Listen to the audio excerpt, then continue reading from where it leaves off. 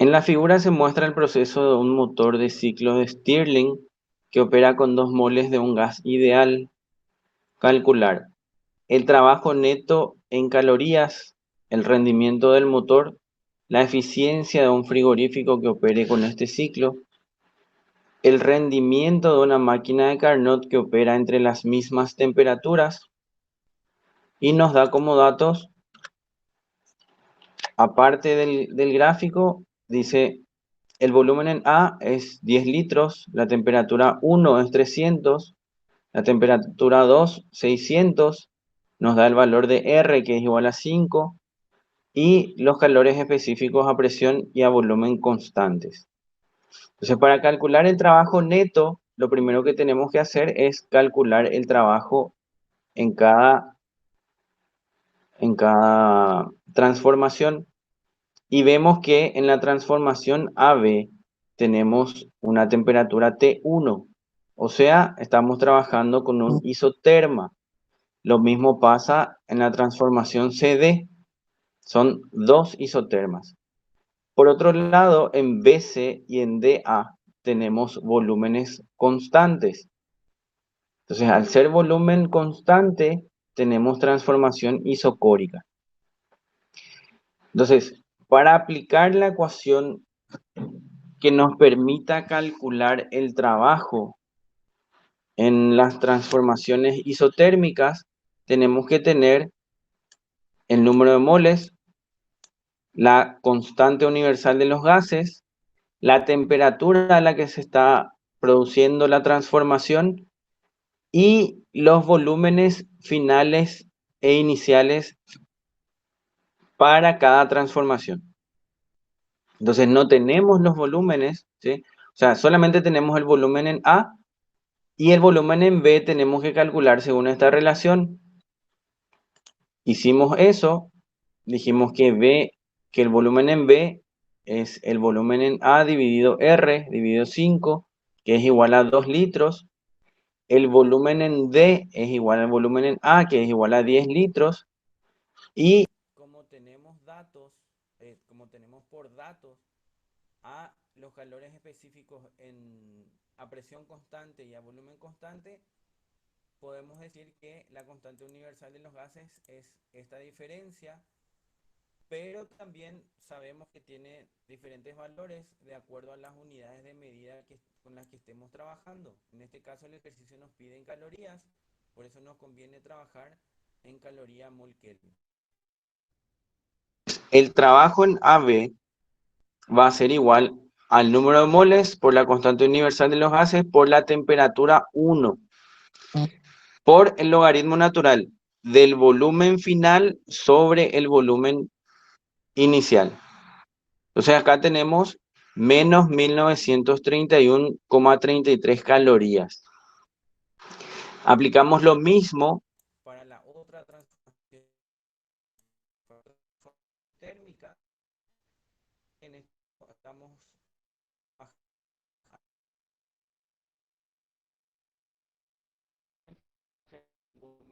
en el estado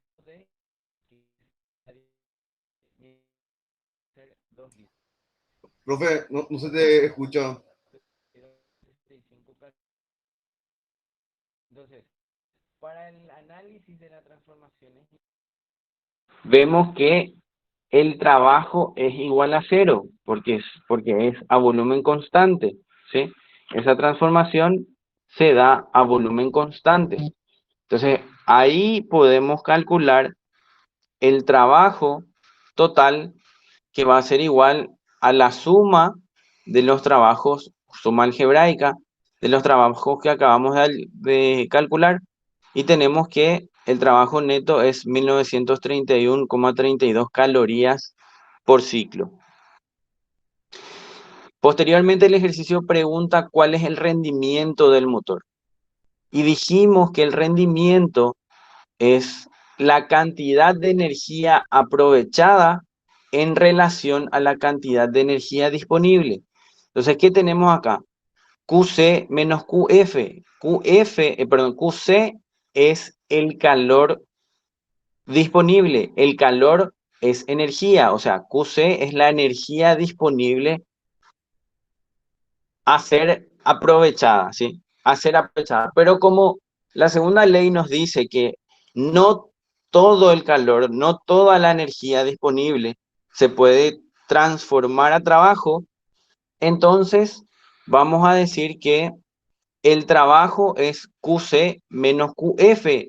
¿Y qué es QF? QF es lo que se pierde, es la energía que se pierde. Entonces, energía disponible menos energía que se pierde es lo que se transforma a trabajo, ¿sí? Dividido la energía disponible, ¿sí? Siempre la energía disponible va a ser mayor, por tanto el rendimiento siempre va a ser menor a uno. Luego, calculamos estos calores porque todavía no los calculamos y vemos que para una transformación isotérmica el calor es igual al trabajo, que ya habíamos calculado anteriormente, entonces directamente igualamos eso. Después, para una transformación isocórica, sí, debemos aplicar la ecuación Q igual a número de moles por el calor a volumen constante, el calor específico a volumen constante, por la variación de temperatura, ¿sí? Entonces, eso es lo que hicimos acá. Aplicamos esta variación de temperatura, ¿cómo se entiende? Como temperatura final menos inicial. Acá vemos que tenemos T2 menos T1. ¿Por qué? Porque la temperatura en el estado C es T2, que es la temperatura final, ¿sí? Y en el estado B es T1, pero para DA esas dos temperaturas se invierten. Por eso nomás es que acá hay un cambio, ¿sí? Entonces vemos que el calor en BC es 1800 calorías, mientras que el calor en DA es menos 1800 calorías. Entonces acá, una vez que calculamos el calor en cada transformación, vemos que que el calor en BC y el calor en CD son positivos. ¿Qué implica que sean positivos? Que son calores que se están suministrando al sistema, ¿sí? Es energía disponible para el sistema. Entonces, la suma de estas dos energías disponibles para el sistema nos va a dar el calor caliente, el calor de foco caliente o lo que es lo mismo, la energía disponible total para el sistema. Por otro lado, vemos que tenemos el calor en AB con un signo negativo y el calor en DA también con un signo negativo, ¿sí? Entonces, esos dos calores o ese signo negativo implica que es calor que se está perdiendo con el medio, que se intercambia con el medio, ¿sí? No con lo que se quiere aprovechar, o sea, no es lo que se aprovecha. Entonces, hacemos la suma de esos dos calores y tenemos 3731,33 calorías. Esa es la energía que se pierde, ¿sí? Con el medio. Entonces ahí aplicamos la ecuación de rendimiento y vemos que nuestro rendimiento está por los 34,11 es 34,11% de rendimiento sería, ¿sí? Vemos acá que es menor a 1 y esto se multiplica generalmente por 100 para expresarlo en porcentaje. Ahora, el ejercicio pregunta, ¿cuál sería la eficiencia de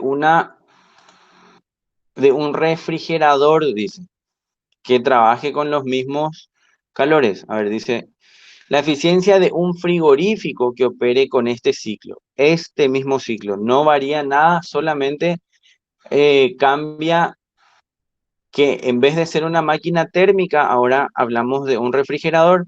Entonces, si hablamos de eficiencia de un refrigerador, tenemos que aplicar esta ecuación donde vamos a tener el calor del foco frío dividido el calor del foco caliente menos el calor del foco frío.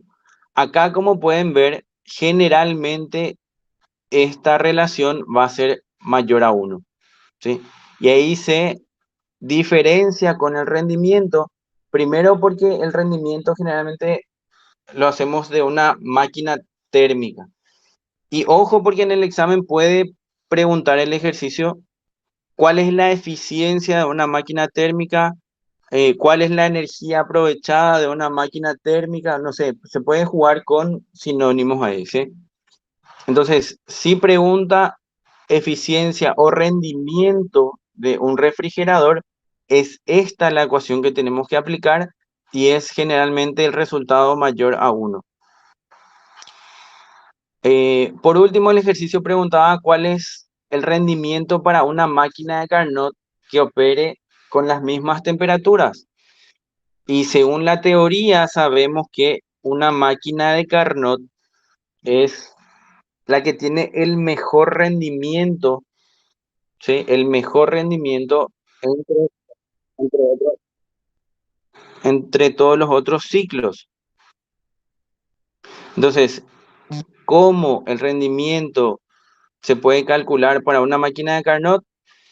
Aplicamos la misma ecuación, solo que se simplifica esto porque también esta relación entre calores es igual a esta relación entre temperaturas. Y aplicamos temperatura del foco caliente menos temperatura del foco frío dividido la temperatura del foco caliente y nos sale otra vez un rendimiento por debajo de uno y que al multiplicar por 100 podemos expresarlo en porcentaje.